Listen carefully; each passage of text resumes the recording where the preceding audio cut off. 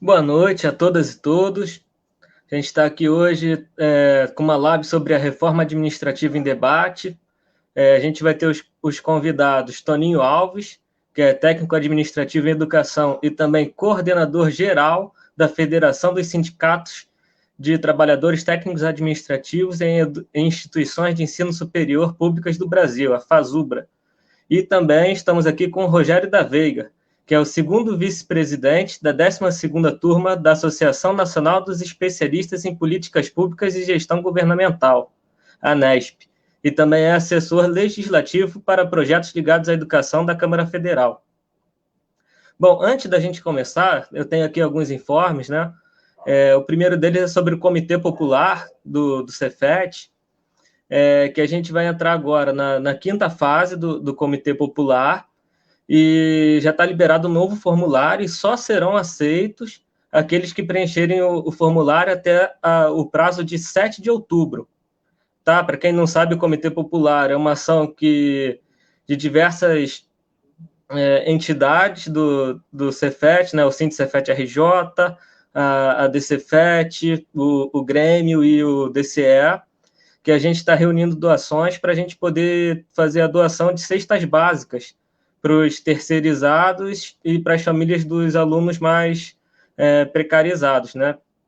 A gente tem as prioridades dessa quinta fase, né? Que a primeira vai ser os funcionários terceirizados que foram demitidos ou estão sem receber, e em segundo, os alunos de maior vulnerabilidade, né? Que a gente vai ter uma estratificação aí por renda, de acordo com o número de familiares que moram com aquele aluno. Para mais informações e prestações de conta, vocês podem acessar a página do Comitê Popular do Cefet RJ no Facebook. E é isso, galera. Está no momento que a gente precisa ajudar, porque apesar de parecer, às vezes, né, a pandemia não acabou, e muito menos os reflexos que ela traz. Bom, e um outro informe é sobre o ato contra a reforma administrativa, que vai ocorrer no dia 30 de setembro, às 16 horas, na Candelária. No caso da DCFET, também foi aprovada a paralisação nesse dia. Tá? Muito importante a presença daqueles que, obviamente, puderem se sentirem à vontade, né? Porque a gente não está em condições normais. Bom, agora a gente vai dar início à nossa atividade, tá? Uma atividade conjunta do Sindicefet RJ com a DCFET. E primeiro, para falar sobre reforma administrativa, eu vou chamar o Toninho Alves, coordenador geral da FASUBRA. Boa noite a todos e a todas. Prazer imenso participar de uma live aqui com os companheiros Cefet, RJ, Sindicefet, ADCFET.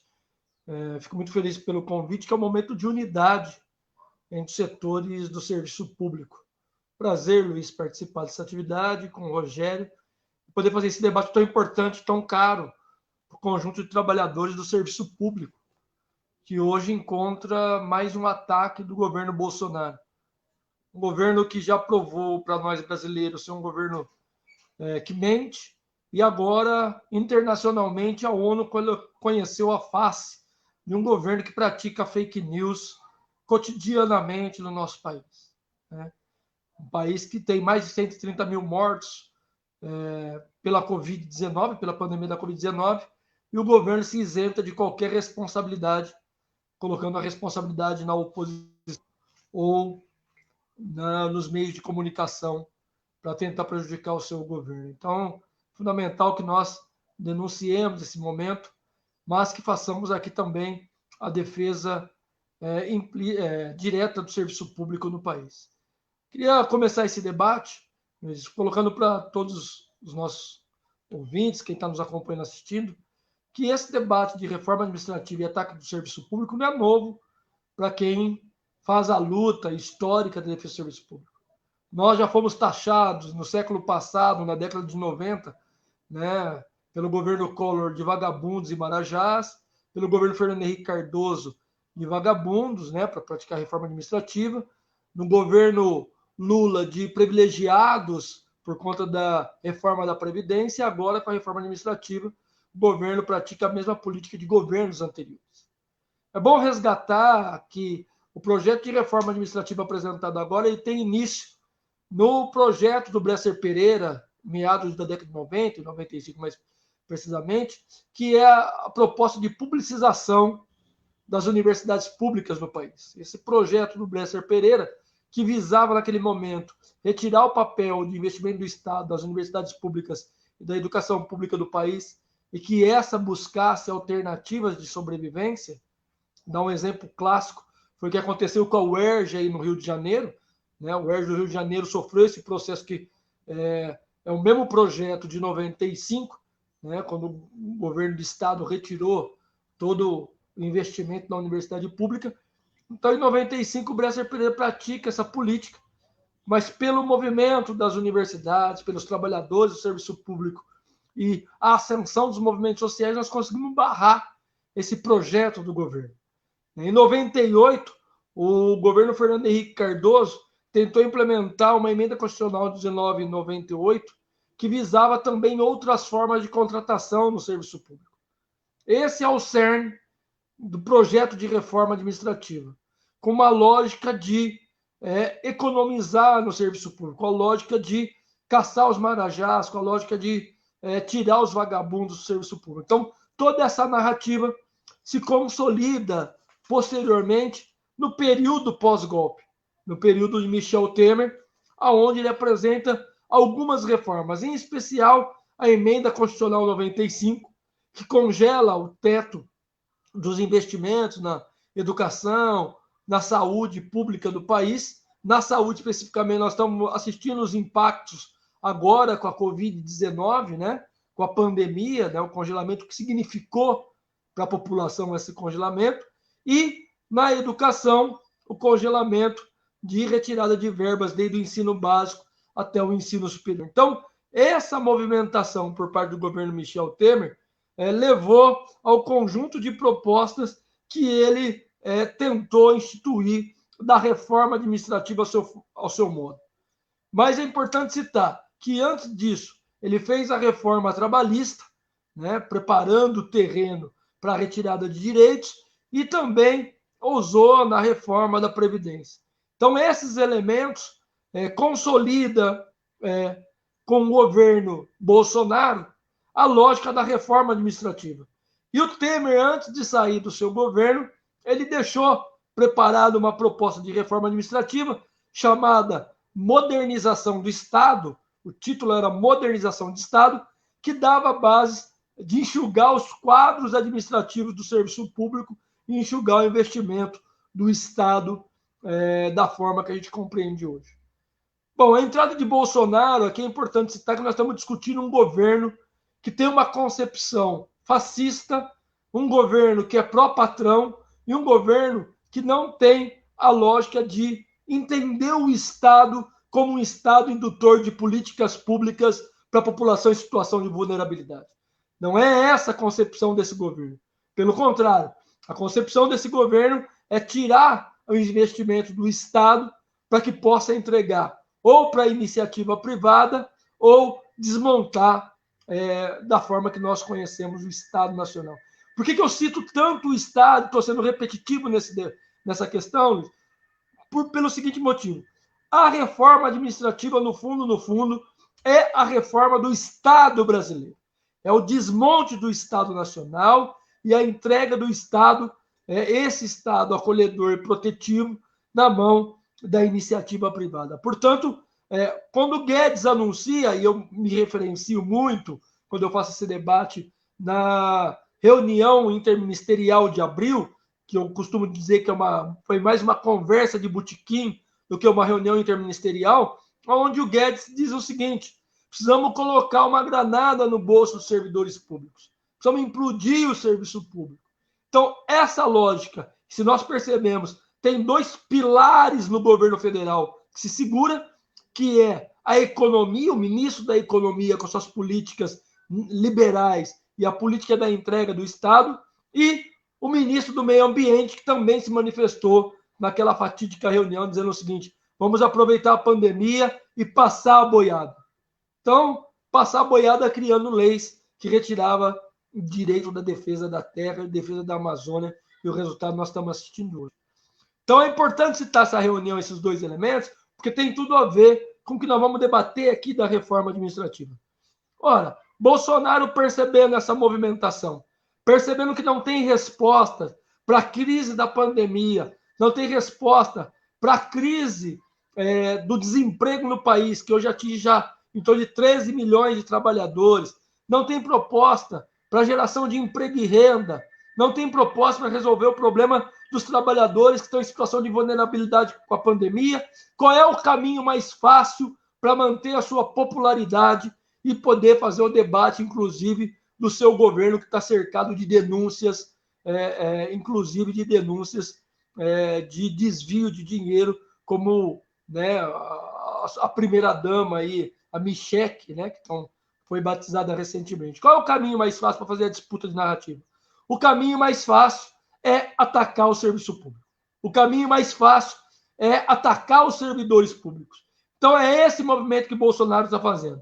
Está caminhando para fazer uma disputa de narrativa com a população, que é atacar o serviço público e os servidores públicos e entregar o Estado brasileiro nas mãos da iniciativa privada. E aí surge a emenda constitucional 32/2020, que cria uma série de ilusões, cria uma série de fantasias a partir de que o servidor público ganha muito bem, servidor público é um privilegiado, servidor público tem estabilidade e, portanto, não faz nada, e outros elementos que estão colocados pelo governo Bolsonaro para fazer a disputa de narrativa da população.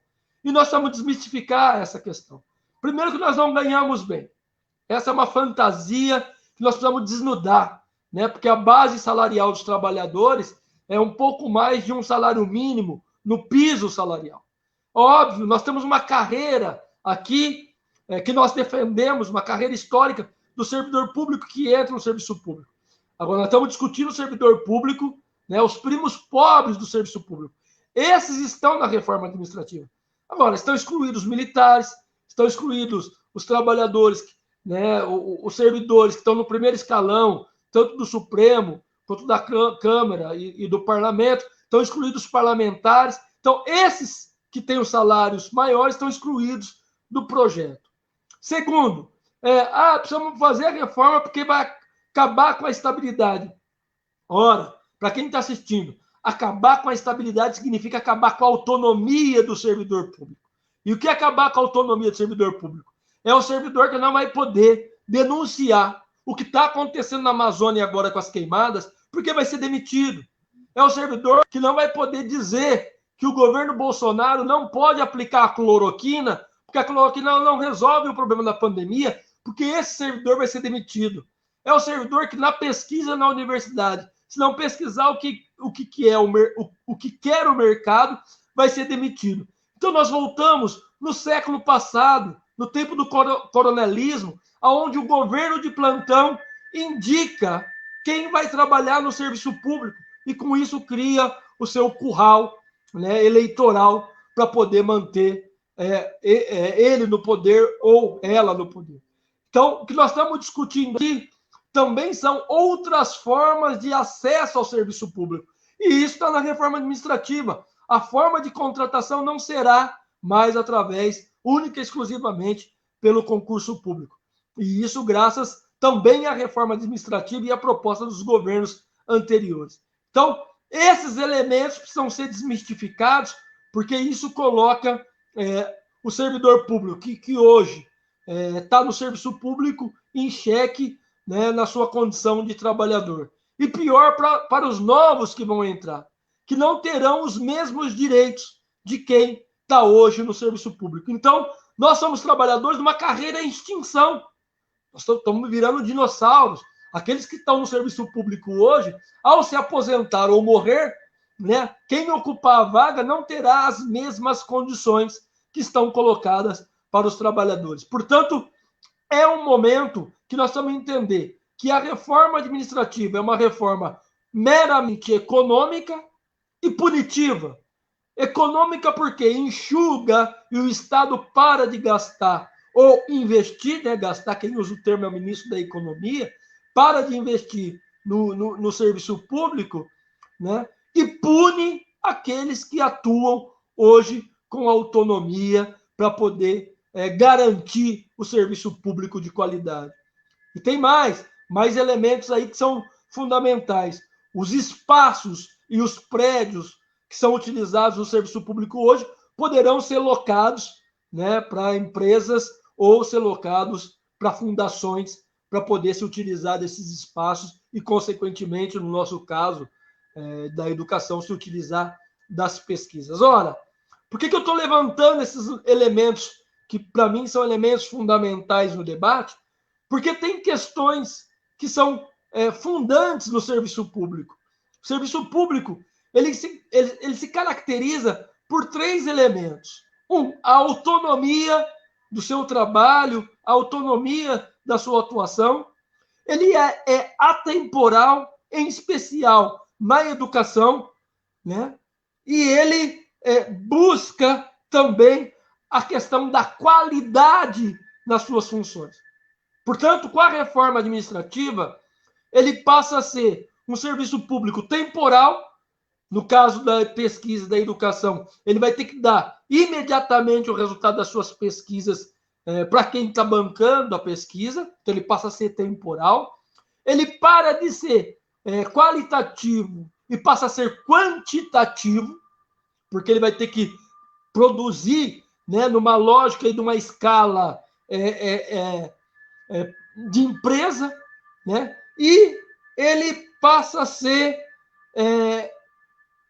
perder a sua autonomia e passa a ter uma lógica de fins lucrativos. Então, é isso que quer essa reforma administrativa. Ah, Toninho, mas a reforma não tem nada que se aproveite? Não, nós temos que derrotá-la na íntegra, porque não tem nada que se aproveite nessa reforma. E pior, nada é tão ruim que não possa piorar. Porque essa reforma ela tem 3 momentos. O primeiro momento é a apresentação dessa PEC 32/2020. No segundo momento, é os adendos do projeto de lei apresentado pelos deputados. Vou citar um exemplo aqui, né? Tem projeto de lei lá de redução salarial dos servidores públicos, portanto, né, se reduz também o salário dos servidores públicos, ela vem de emenda ao projeto da reforma, e o terceiro momento é a entrega do Estado na sua íntegra, com a mudança de alguns pontos da Constituição brasileira. Então, é um cenário muito ruim, e o nosso papel nesse cenário é combater essa reforma na íntegra, é derrotá-la. E por isso, nós temos feito ações em conjunto com os servidores públicos federais, no Fórum dos Servidores Públicos Federais, que é o FONASEF, né? Que é uma campanha em defesa do servidor público para dialogar com aqueles que se utilizam do serviço público e também com os servidores, porque quem vai defender também o serviço público é aqueles que se utilizam da educação e da saúde, né? E estamos orientando todos as nossas entidades a participar dos fóruns estaduais e municipais, porque essa reforma atingirá as 3 esferas, os federais, os estaduais e os municipais. E por isso é fundamental que atuemos no ato do dia 30 agora, para que nós possamos dar uma resposta a esse governo, que nós não nos curvaremos diante da proposta de reforma administrativa. Então, Luiz, para abrir o debate, coloco esses elementos e aguardo aí para a gente poder responder a dúvida dos companheiros e das companheiras.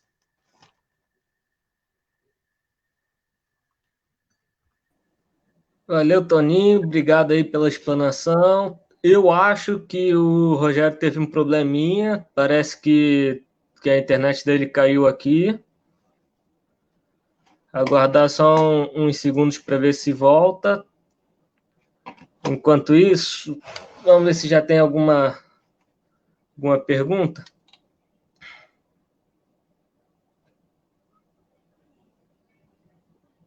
Opa, parece que ele já está voltando. Caiu a internet aqui. Opa, voltei. Estão me ouvindo? Rogério? Você terminou, Toninho? Sim. Terminei. É a minha vez? Então vamos lá. Primeiro, agradecer o convite do Luiz Gustavo, do Cefet, do Rio.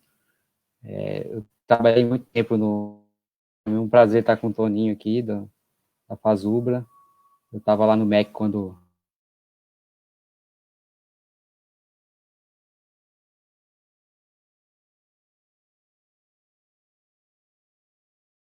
Vai.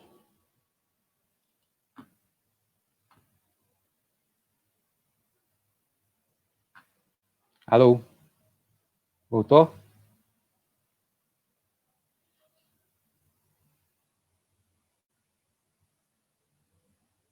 Pronto? Está instável aqui. Agora está normal, pode falar. Vamos lá. Primeiro, agradecer, então, o convite. A nossa carreira aqui de especialistas em políticas públicas, a gente tem acompanhado muito, muito de perto essa questão da reforma administrativa. Até acho muito bom que o Toninho fez esse histórico todo de todo esse ataque ao serviço público, que ele não é uma novidade, ele só ele se renova, né? E eu queria, aproveitando o gancho da fala do Toninho, e enfatizar alguns pontos. Assim, o que eles estão chamando de reforma administrativa é essa PEC 32 de 2020. E assim, chamar essa PEC de uma reforma administrativa, ela já é um contrassenso, porque o que ela faz, ela desmonta e não coloca nada no lugar. Ela é um libera geral, assim, para os políticos de ocasião, para eles... Tá meio travado vocês aqui, não sei se caiu de novo. O teu vídeo está um pouco travado, mas o áudio está ótimo. Tá. Vocês tinham travado aqui. E aí, isso. A PEC 32, ela desmonta e ela joga toda a discussão relevante de uma eventual reforma administrativa para depois. E ela deixa totalmente amplo e restrito. O que eu estou falando esse libera geral? Então, um primeiro ponto é que ele acaba com o regime jurídico único, que é o regime que todo servidor público hoje, quando entra para o Estado, ele está nesse regime.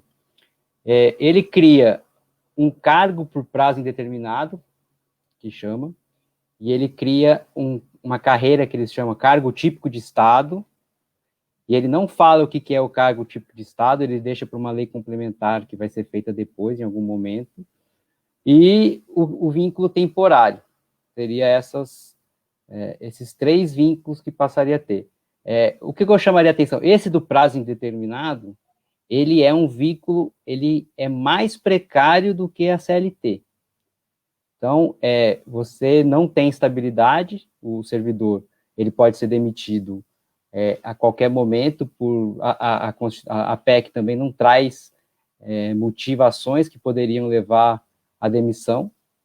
Ela simplesmente fala assim, não pode demitir por razões políticas, como se você colocar isso na Constituição, o cara que vai demitir por razão política não vai descrever no memorando lá no ofício, estou demitindo esse cidadão porque ele não concorda com o meu ponto de vista. Isso não vai ser a realidade. Só que você tira a estabilidade e na iniciativa privada você tem mecanismos que garantem. Você tem um fundo de garantia. O que é o fundo de garantia? Ele é um seguro para, em caso você ser demitido, você ter um colchão de recurso, uma poupança que você faz. Você tem seguro-desemprego. Você tem a multa do FGTS para demissão sem justa causa. Então, você está tornando o servidor público, esse por tempo indeterminado, mais precário do que o da iniciativa privada equivalente. Então, esse é um ponto que demonstra um pouco o que está por trás dessa PEC. E o outro pulo do gato que eles colocam, quando o pilar dessa PEC, ele é a questão essa definição do que é tipo de Estado. E ele não dá pista nenhuma do que está aí dentro. Assim, a gente tem alguma ideia por conta, segurança pública é tipo de Estado, política externa é tipo de Estado, Forças Armadas são tipo de Estado, isso aí não tem muita... Mas para aí, E por que essa decisão ela é tão fundamental? Porque o que não for típico de Estado vai ser contratado por prazo indeterminado, ou seja, não tem estabilidade para quem está fora dessa definição do tipo de Estado. E mais, você pode terceirizar aquele serviço público por um simples termo de cooperação. A Constituição, o texto da Constituição fala assim, você pode fazer um termo de cooperação, então o poder público faz um termo de cooperação com uma organização privada, e ela deixa amplo, pode ser com fins lucrativos, sem fins lucrativos, pode ser uma empresa, pode ser qualquer organização pública ou privada. E mais, você pode repassar para essa empresa os imóveis, e essa empresa contrata o pessoal. Essa empresa só não poderá contratar pessoal se for tipo de Estado, porque o tipo de Estado você não pode fazer isso. Então, no limite, você abre a possibilidade, por exemplo, de terceirizar a educação. Você chega para uma grande empresa de educação, você fala assim, ó, tá aqui a escola, vou te pagar tanto por aluno, você contrata professor, você contrata diretor, você faz a gestão toda da escola. E isso é só vantagem para o governo do Estado, por exemplo, porque, além de tudo, isso não entra no cômputo da lei de responsabilidade fiscal de gasto com pessoal. Se é a empresa que está contratando, não é o Estado que está contratando diretamente, então você foge daquele limite da lei de responsabilidade fiscal dos 60% de pessoal. E aí, quando a gente chama isso de reforma administrativa, eu tenho chamado ela é mais uma PEC de estímulo à corrupção, porque o que é a corrupção, né? A corrupção é essa interação entre o público e o privado de maneira não muito republicana.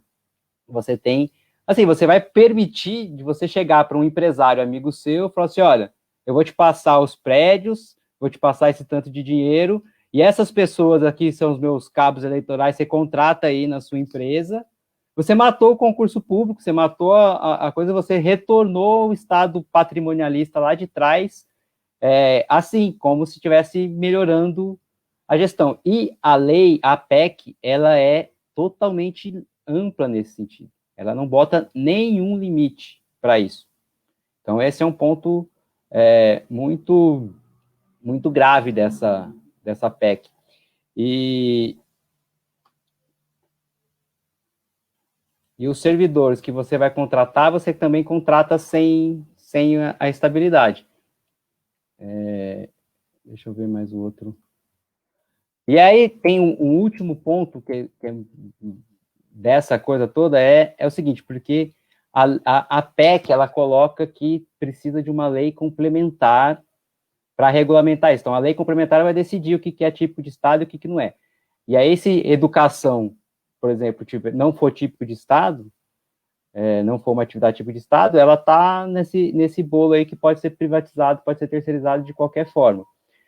Agora, a outra grande sacanagem é que a PEC, ela coloca o seguinte ainda, ela fala assim, olha, enquanto não tiver a lei complementar, governos estaduais e municípios, eles poderão regulamentar a PEC eles próprios. Então, você faz um libera geral, você fala assim, ó, vou fazer na lei complementar, mas ela fala assim, ó, governo do estado e município, você já pode fazer do jeito que você quiser, já está liberado. Além de você gerar uma grande insegurança jurídica, porque depois, em algum momento, vem a lei complementar, essa lei complementar, ela pode contrariar o que algum governo estadual ou que algum município fez, então você vai gerar um problema jurídico muito, muito grande aí. E é isso, ela joga, como ela joga tudo para a lei complementar e não coloca limite nenhum, ela tá meio que, ela acaba mesmo com o Estado do jeito que a gente conhece. A lógica, uma lógica bem liberal do Estado, que tem esse grupo que vem junto com o Paulo Guedes traz, que e eles colocaram isso também nessa PEC, que é o tal do princípio da subsidiariedade, que é meio que proibir o Estado de entrar e regulamentar pontos do que a população, quando elege seus governantes, decide que o Estado tem que entrar. Ela tira essa... Então, acho que, para mim, esse se eu tivesse que resumir essa PEC e como é que ela faz, como é que ela promove essa destruição, seria com esses 3 pontos, de você colocar uma definição de o que é atividade típica de Estado para depois, e tudo que não for típico de Estado, você libera geral. Você pode contratar por um termo de cooperação, não precisa nem licitar, não precisa nada, você pode escolher quem vai ser o seu... a empresa que vai executar aquele serviço. Essa empresa que vai contratar as pessoas, então vai ser um grande cabide de emprego, você vai fazer o político que fizer isso, ele vai falar assim, olha, vai chegar para a empresa e falar, combinado, eu vou fazer isso e você tem que contratar essas pessoas aqui. Então, nada não garante que isso não vá acontecer. Então, ela é uma PEC que ela empodera muito os governantes eleitos. Sem falar dessa questão que a PEC coloca também, de permitir que o presidente, ele extinga órgãos, sem passar pelo Congresso.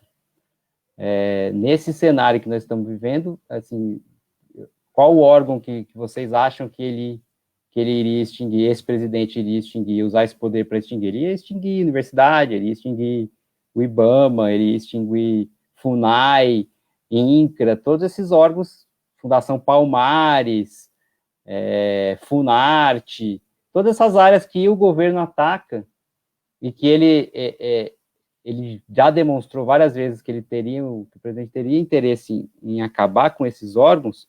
Ele colocou na PEC lá, falou assim, olha, pode extinguir ao bel prazer. Então, acho que a gente precisa alertar, e por isso que é muito bom esse momento que vocês estão colocando, o servidor público. Eu não tenho clareza se eles estão percebendo a gravidade da coisa, a gravidade do que representa essa PEC. Assim, e não é nem só do ponto de vista, o servidor público, do ponto de vista do indivíduo, né, da minha categoria, é a própria organização do Estado brasileiro e da sociedade, dos objetivos que o Estado brasileiro se colocou lá na Constituição de 88, de garantir direito à educação, saúde, segurança, lazer, moradia.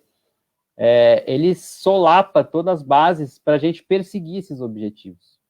Eu acho que é esse que é o meu recado para vocês. Estou aberto aqui para perguntas, se vocês tiverem.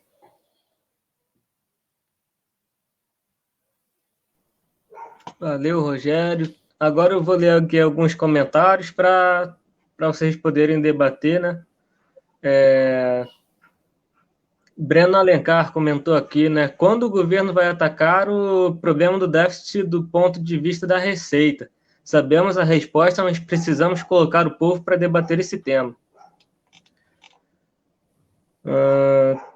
Val aqui comentou que precisa tributar as grandes fortunas e retirar o privilégio dos políticos e suas cúpulas, elevar os salários dos trabalhadores em geral. A grande maioria dos servidores públicos é composta por um baixo funcionalismo, que possui baixos salários e péssimas condições de trabalho.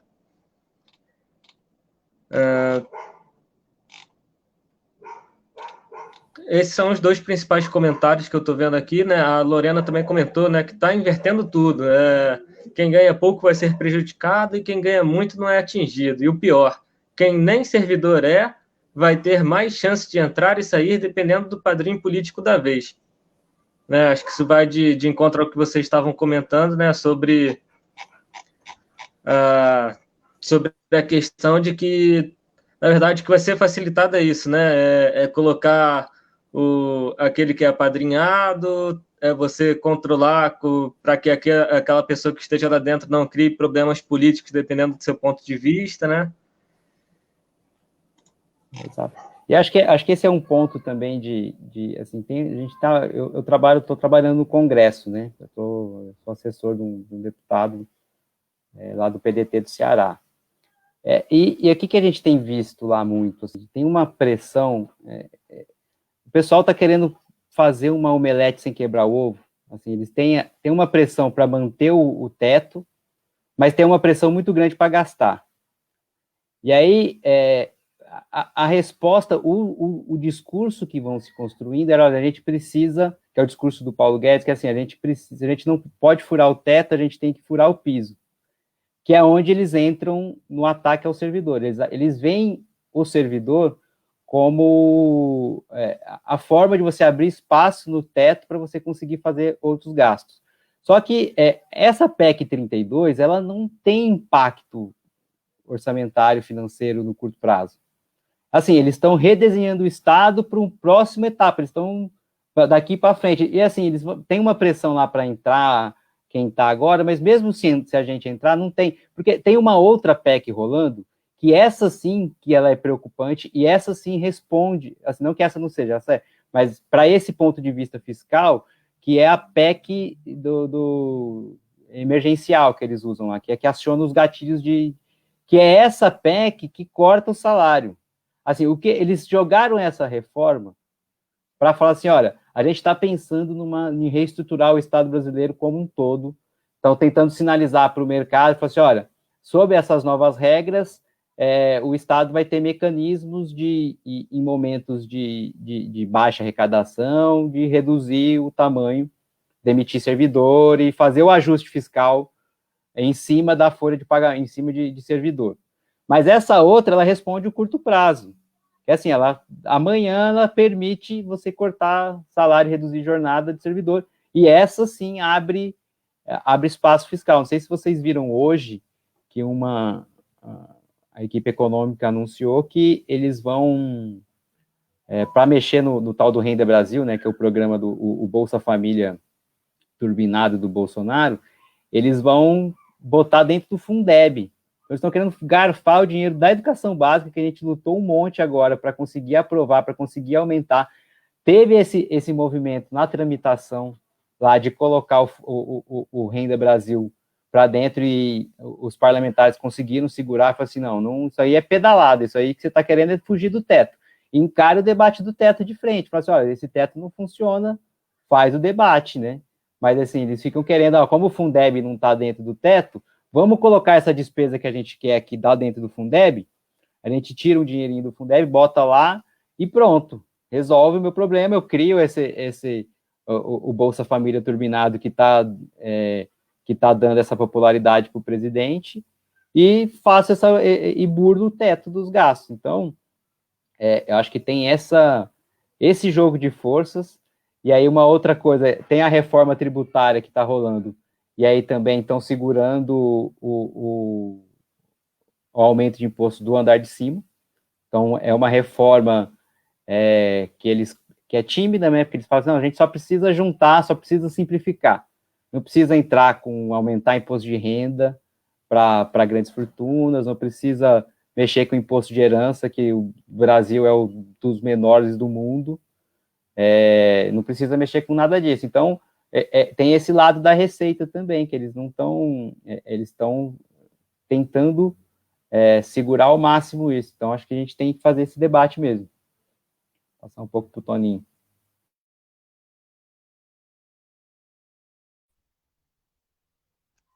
Você vai fazer pergunta, Luiz, ou pode comentar como é que estágio que nós estamos aqui? Eu acho que o Toninho caiu. Acho que o Toninho caiu na hora que fez as perguntas. Mas, Luiz, se você tiver outras perguntas, aí acho que ele pode passar para ele. Sim. Caiu aqui, eu falando.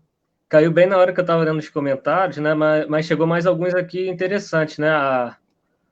A Val aqui está lembrando, né? Que na década de 90 já tiveram várias ocupações que foram terceirizadas na educação, né? Como a vigilância, os inspetores, as merendeiras. Né? E que agora a pandemia será desculpa para aprofundar a retirada de direitos trabalhistas, né? E ela também pergunta como vocês acreditam que podemos reverter esses ataques. Acho que acho que o gancho do final da fala do Rogério, e respondendo isso, há um elemento que esse governo está fazendo, e aí o Rogério pegou uma questão da verba do Fundeb, que ele quer consolidar a sua margem de aceitação, o seu índice de aceitação à população. Então, dois movimentos, né? A reforma administrativa, como o Rogério colocou, que é uma reforma que, primeiro, que você dialoga com o setor da população que não tem informação de qual é o papel do serviço público. Segundo, que você agrada o mercado, né? Quando lançou a reforma administrativa, não sei se vocês acompanharam, o mercado, né, deu um salto, né, no mercado aí, até na imprensa brasileira comemorando, né, a reforma administrativa. E agora ele tenta utilizar, ou dar uma pedalada fiscal, ou dar um drible aí na emenda constitucional do teto. É óbvio que a gente defende a derrubada da emenda constitucional, mas não pelos preceitos do governo. Mas ele tenta dar um drible aí para poder garantir os seus índices de aceitação de olho em 2022. Isso também é um pano de fundo no debate, que a gente precisa estar atento. Né? Ou seja, faço a reforma administrativa, faço o plano Mais Brasil, utilizo o dinheiro, né? E mantenho o meu projeto, como o Rogério colocou. Estou falando isso para chegar no final do que o Rogério disse. Isso não é um projeto de 4 anos. Isso não é um projeto de 2 governos, é um projeto de 20 anos. É um projeto de desmonte do Estado, de 20 anos, de permanência de um governo, de um modelo de governo. Então, para você se consolidar, você precisa fazer esses movimentos para garantir, como eu citei, hoje citou, o curral eleitoral para se manter no poder. Como é que se reverte esse processo? Primeiro, fazendo a disputa de narrativa com a população. Isso é fundamental. Nós precisamos mostrar para a população que o serviço público, da forma que existe hoje no Brasil, que atende a população de forma igualitária, o exemplo disso está na pandemia, né? Se não tivesse aí o SUS, se não tivesse os hospitais universitários, os hospitais públicos, o número de mortes no Brasil seria muito maior. Porque a lógica do Bolsonaro é a lógica de militar. Como pensa a cabeça de um militar? Eu quero fazer a guerra. Quem vai morrer não interessa quantos vão morrer. O que interessa é o resultado. As balas que eu vou vender e os remédios que eu vou poder curar as feridas das pessoas. Essa é a lógica que ele está pensando. Então, a pandemia é pano de fundo para que ele possa fazer os seus experimentos. E aí derrotar a disputa de narrativa com a população, reforçar o papel do serviço público, mas é a pressão dos parlamentares. Aí o Rogério pode falar até melhor que trabalha, né? Pressionar o parlamentar nesse momento de eleições municipais é fundamental, porque, né, é no espaço que o parlamentar está. Ele vai querer eleger o seu prefeito, ele vai querer discutir na sua cidade, no seu estado. Então, nós temos que fazer pressão parlamentar. Então, são 2 movimentos. Um movimento interno no parlamento, mesmo tendo um parlamento conservador, na sua grande maioria, de direita, mas temos que fazer pressão lá, e nós temos feito isso, né? Participando das frentes parlamentares, participando dos espaços que é possível, mas fazer a disputa de narrativa com a população e criar, através das mídias alternativas, esse polo de disputa. Se a gente não conseguir avançar nisso, né, e com a dificuldade que nós estamos tendo de fazer movimento na rua, que é o nosso espaço social de disputa, né, fica mais difícil. Então, nós temos que convencer a população na disputa da narrativa e ações práticas que possam pressionar os deputados a mudar de posição e votar com a gente contra essa reforma. Acho que é por aí mesmo. Acho que a gente tem que se organizar, né? Acho que a gente está... a gente ainda está se recuperando dos golpes que a gente está levando nos últimos anos. Está um pouco... assim, acho que esse momento de eleição municipal ele é um momento importante. A gente tem que conseguir trazer esse tema da reforma administrativa para a eleição municipal, assim, porque ela afeta mais os municípios e os estados do que o governo federal hoje. Não que a gente não esteja afetado, mas ela é mais gravosa para os municípios. Por quê? Porque aprovando, no dia seguinte, o prefeito já pode fazer o que ele quiser.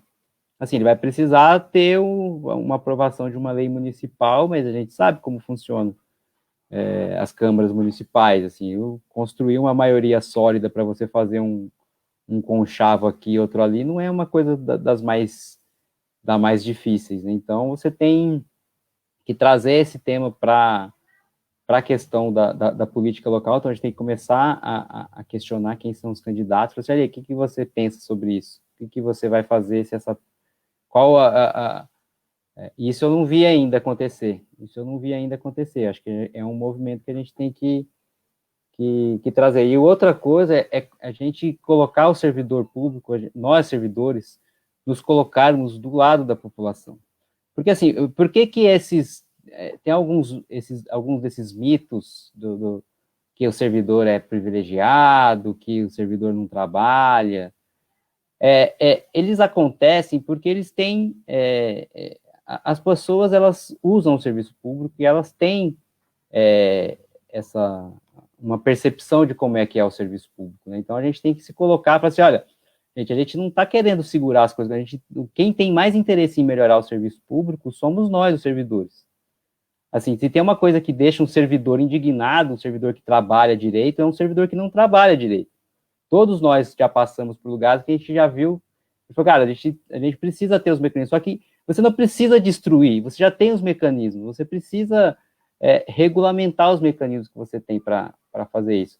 E a gente colocar que, olha, essa reforma, ela não melhora para você, ela piora para você, ela te deixa com menos poder de atuação, porque ela vai para um terceirizado, para uma empresa, tipo, vai lá tentar cancelar seu plano da NET para você ver, é isso que vai acontecer com o serviço público, não é essa maravilha que vendem como se o serviço privado fosse a ilha de excelência e o serviço público não, como o próprio Toninho já trouxe, assim, o que o SUS fez de milagre nessa pandemia, apesar do Ministério da Saúde, apesar das diretrizes do governo federal, foi o SUS na ponta que foi segurando, que segurou, está segurando a ponta até agora, né? Então, eu acho que a gente tem que fazer esse debate também com a população de que o servidor público, ele é o aliado dela, ele não é o inimigo dela.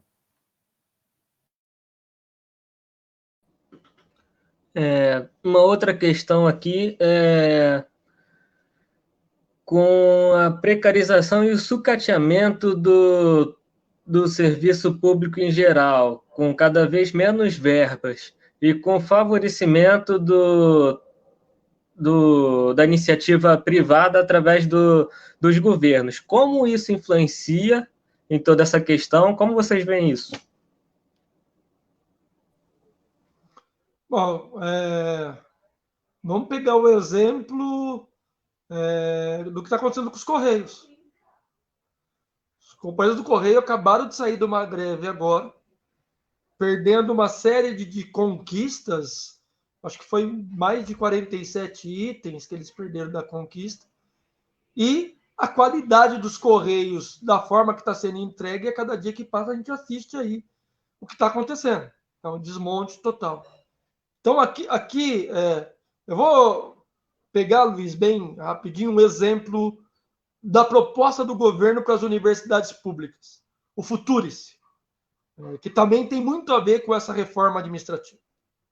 O Futurice era um projeto da entrega da universidade pública para os grandes conglomerados da educação, de uma forma disfarçada, que colocaria a universidade a prestar serviço para essas empresas ou para as fundações diante de um cenário que nós estamos assistindo agora da pandemia. Então, imagine se você não tiver condições de participar, de pagar os seus estudos ou pagar a utilização de um hospital universitário, né, você não vai ter atendimento. É bem simples. A iniciativa privada vai tomar conta. Bom, agora é nosso, você vai ter que pagar para poder ter atendimento de qualidade. Olha o que acontece nos Estados Unidos. Nos Estados Unidos, com essa pandemia, quantas pessoas morreram nas portas dos hospitais? Porque lá não tem o atendimento universal como é o SUS e não tem a lógica do hospital público, é o plano de saúde. E o plano de saúde atende o que permite ali. Passou daquilo, meu amigo, eu não te atendo, pode ir, né? Não vou te atender mais, porque eu tenho que atender o outro aqui que está pagando. Então, essas qualidades de serviço, peguei 2 pontos que são pontos que a gente está vivendo no cotidiano, né? Nós estamos vivendo aí o número de mortes no Brasil, nós estamos vendo o que é a pandemia. Não, mas podemos pegar exemplos como transporte público, podemos pegar outro exemplo que permeia o cotidiano da classe trabalhadora. Por isso que eu estou dizendo, a nossa vitória contra esse projeto passa muito pela disputa de narrativa com a classe trabalhadora. Temos que disputar a narrativa do governo. O que o governo fez no discurso da ONU é criminoso. É criminoso dizer que a culpa das queimadas, por exemplo, na Amazônia, é dos caboclos e dos povos originários. Isso é criminoso. E aí, com uma reforma como essa, quem fiscaliza que não são os caboclos e nem os povos originários que queimam a Amazônia vão ser demitidos. Então, é essa disputa que nós precisamos fazer para a população entender a importância e a gente conseguir derrotar o governo.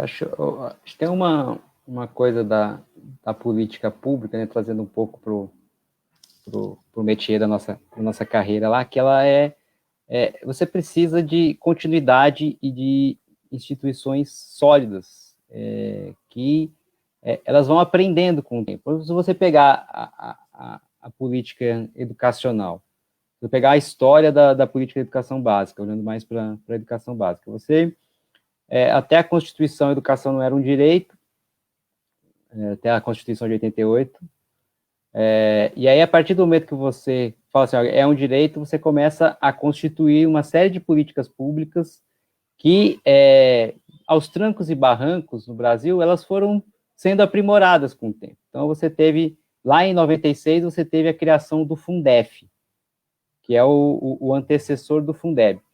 Se você olhar o Fundef, ele é um aprimoramento institucional que, se você não tivesse um corpo técnico de servidores públicos para conseguir formular um negócio desse, você não teria, e aí você garante a continuidade, no momento seguinte assume um novo governo e fala assim, olha, agora não é Fundeb, não é mais educação fundamental só, eu tenho que incluir também o ensino infantil e tenho que também incluir o ensino médio. Essa continuidade que você fez com que a gente chegou a universalizar, assim, antes você tinha um número de alunos fora da escola que era muito grande, hoje você conseguiu aumentar o acesso.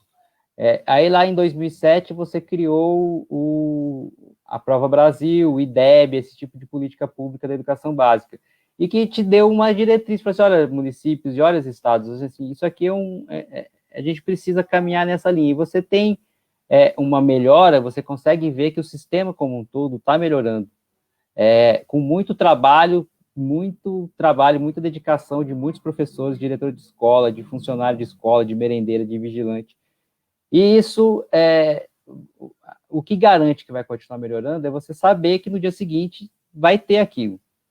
Essa reforma, ela tira isso, ela fala assim, olha, agora acabou, joguei para terceirizado ali, e é isso.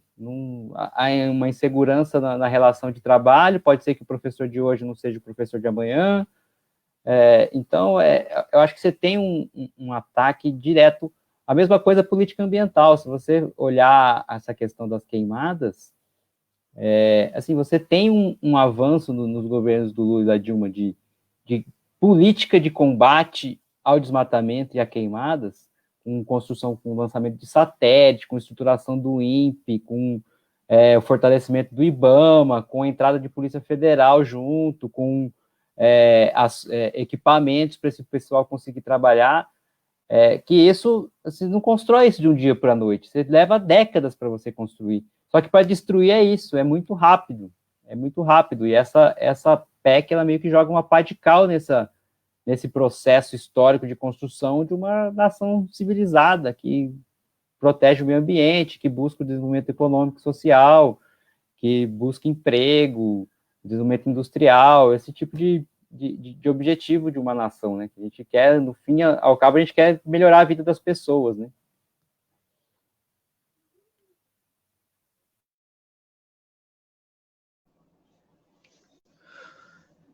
Então, agora eu vou pedir para o Toninho fazer as considerações finais, né? Que ele vai para outro compromisso quando sair daqui. Então, ele vai fazer as considerações finais rapidinhas e depois a gente vai passar para o Rogério. Tem uma última pergunta que apareceu para o Rogério. Tudo bem? Vai lá, Toninho.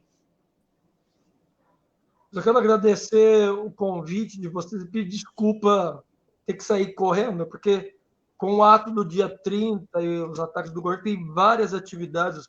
Hoje, para você ter uma ideia, a quarta atividade que eu estou participando, eu já participei da Assembleia de Base, e a gente está organizando mesmo para ser um grande ato no dia 30, mesmo sendo virtual e nos estados, porque nós precisamos derrotar essa reforma. Me disponho a voltar, Luiz, quando vocês convidarem, estou à disposição aí. É um prazer fazer o debate com você, Rogério. E vamos nos encontrar nas lutas aí, porque não vai ter jeito não, temos que derrotar esse governo. Forte abraço a todos e a todas. Com certeza, Toninho. Bolsonaro, hein? Abraço, Toninho. Com certeza a gente ainda vai se encontrar por aí. Obrigado, prazer, viu? Estamos só começando. Rogério, então, surgiu uma última pergunta aqui, que é a previsão de demissão ou exoneração do servidor se daria por avaliação de desempenho ou apenas ou outros meios também? Então, na PEC, do jeito que ela está, ela simplesmente fala assim, a lei que vai definir. E você pergunta para o governo, ele fala, não sei, nós vamos ver quando passar a lei. Ou seja, eles estão querendo deixar bem aberto. A única restrição que a PEC coloca é não vai poder ser por razões políticas. Como se isso fosse garantir, como se quem é demitido por razões políticas, a pessoa faz isso oficialmente. Não, isso aqui é por razões políticas. Então, se fosse por questão de desempenho, você não precisaria de uma PEC. Você já tem essa possibilidade hoje. Bastaria o governo regulamentar, ele já mandar uma lei para assim, olha, a avaliação de desempenho do serviço público vai ser assim, e esses critérios aqui, e acabou. Então, o que eles estão realmente querendo com isso como a cabeça desse pessoal é a cabeça do fiscal, né, a cabeça do economista, eles não estão pensando, não é uma reforma que visa melhorar o serviço público, que visa ter uma gestão de pessoas mais adequada, que visa você ter um processo de capacitação de servidor público, que você reorganizar os serviços públicos para eles serem mais eficientes, que isso tem espaço de sobra para fazer. Mas não é isso que eles estão preocupados. Eles estão preocupados é o seguinte, olha, a gente tem um teto de gastos aí, e teve um problema, teve uma pandemia, a receita caiu muito. Teve uma queda na receita, como é o caso que nós estamos vivendo agora. Demite, ajusta as contas públicas, reduzindo o servidor, demitindo o pessoal. Por quê? Porque eles não conseguem, a cabeça o discurso do governo é isso, olha, a gente fez uma reforma da Previdência, que é o maior gasto do governo. Aí o segundo maior gasto é pessoal. Então a gente precisa fazer isso. E o que eles querem é simplesmente ter essa liberdade de poder demitir à medida que eles acharem necessários. Então, provavelmente a lei não vai passar um negócio totalmente liberado, né? Mas, se você poder demitir na primeira dificuldade fiscal você cria, entendeu? Você coloca lá, eu quero ter uma meta de superávit primário de 5%. Pronto, você criou a dificuldade fiscal. E ela é uma dificuldade que ela não é uma dificuldade real, ela é uma dificuldade inventada. Assim, eu, como governo, inventei uma dificuldade para eu conseguir demitir servidor. E essa é o discurso que estão fazendo já tem muito tempo, né? Então, o teto, o teto de gastos, ele é uma dessas medidas, que ele é um limitador que foi uma decisão política. A gente não precisaria estar seguindo o teto desse jeito. Você teria várias formas de você fazer o teto, você teria várias formas de você fazer com que a relação da dívida caísse. Você poderia diluir isso em 20 anos, mas os caras querem fazer em 3. Isso é uma decisão política. Então, o que eles estão querendo com as reformas administrativas é ter essa liberdade. E, tipo, eu quero agora assumir um governo aqui que é redutor de Estado, você tira servidor, você terceiriza, e aí, se você tiver algum problema, você pode cortar o contrato do terceirizado, ou você pode mandar servidor embora. Acho que essa que é um pouco a a lógica com que eles trabalham, né? Beleza, Rogério. Então, só aqui relembrando, né, que dia 30 de setembro, às 16 horas, na Candelária, o ato contra a reforma administrativa. Então, todos que tiverem condições, né, dentro das limitações aí da pandemia e puderem ir, importantíssimo esse ato.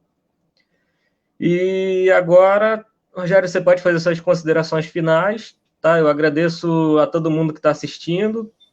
É isso aí, um trabalho aqui conjunto, né, da DCFET com o SINT-CEFET.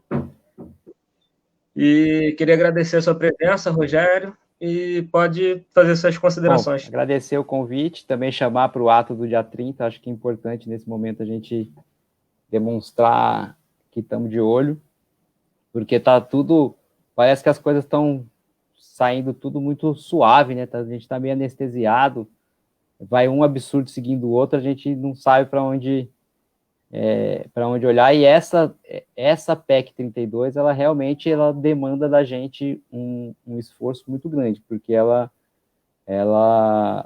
representa riscos muito grandes para o serviço público e para o bem-estar da população brasileira, que nós não estamos aqui para defender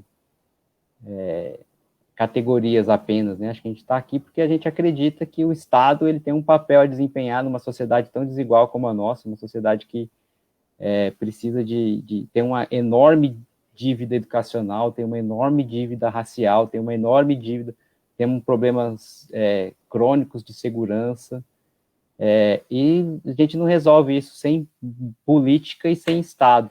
Então, acho que o recado que fica é para a gente realmente se empenhar e se engajar nesses debates, entender onde é que estão as pegadinhas, né? Não cair no discurso genérico, porque eles fazem um discurso amplo de que servidor público tudo ganha bem, tudo de privilégio, e eles não entram no detalhe do que ele está sendo proposto de fato e como é que isso afeta a vida real das pessoas ali na ponta, né? Então, acho que esse que é o... E acho que está apenas começando, acho que a gente vai ter um período longo aí pela frente. E força e tamo junto. Valeu, obrigado, Rogério, obrigado a todas e todos aí que assistiram. E assim a gente encerra essa live. E é isso aí. Luta!